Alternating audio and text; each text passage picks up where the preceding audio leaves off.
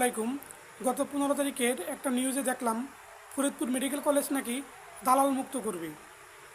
আসলে শস্যের মধ্যে ভূত রেখে আমরা যদি ভূত তাড়াই তাহলে সেই ভূত কখনোই যায় না, ভূত থেকেই যায়।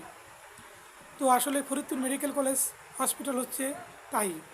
আমাদের দক্ষিণ অঞ্চলের ভিতর নামকরা এবং চিকিৎসার দিক থেকে অনেক উন্নত ফরিদপুর মেডিকেল কলেজ হসপিটাল। সেই ক্ষেত্রে ফরিদপুর হসপিটালে ফরিদপুর মেডিকেল কলেজ হসপিটালে প্রতিদিন এবং প্রতিনিয়ত শত শত হাজার হাজার রোগী আসা যাওয়া করে এবং ম্যাক্সিমাম রোগীরই পরীক্ষা নিরীক্ষা হয়। আর ফরিদপুর মেডিকেল কলেজ এমন একটা প্রতিষ্ঠান, যে প্রতিষ্ঠানে সিটি স্ক্যান, এমআরআই সহ অন্য অন্য অনেক পরীক্ষা নিরীক্ষাই হয় না। যে পরীক্ষা নিরীক্ষাগুলো বাইরে বেসরকারিভাবে করতে হয়।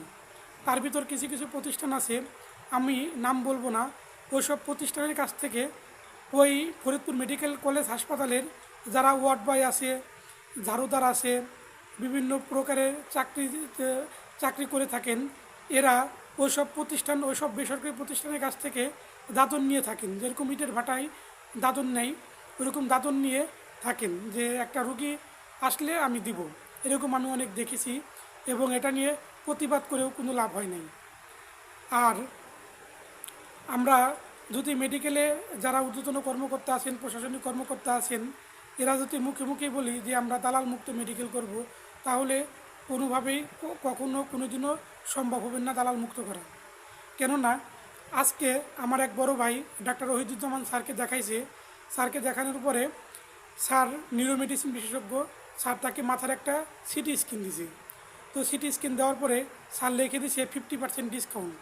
অর্থাৎ একটা মাথার সিটি স্ক্যান করতে খরচ পড়ে 3500 টাকা, 2500 টাকা থেকে 3500 টাকা। তো স্যার যেখানে 50% ডিসকাউন্ট করে দিচ্ছে, সেখানে 1800 টাকা অথবা 2000 টাকা এরকম লাগবে। তো একজন বিশিষ্ট ব্যক্তি, যিনি মেডিকেলের স্টাফ না, মেডিকেলের বিভিন্ন কাজ টাজ করে থাকেন, ড্রেসিং মেশিং আবিজাবি এসব করে থাকেন, তো ওই ছেলেটা ওই ভাইয়ের পাস লাগছে যে ভাই আমি সিটি স্ক্যান করে দিব, আমি সব কিছুই করে দেবো, আমার 200 টাকা দিবেন আর সিটি স্ক্যান বাবদ দিবেন হলো 2000 টাকা।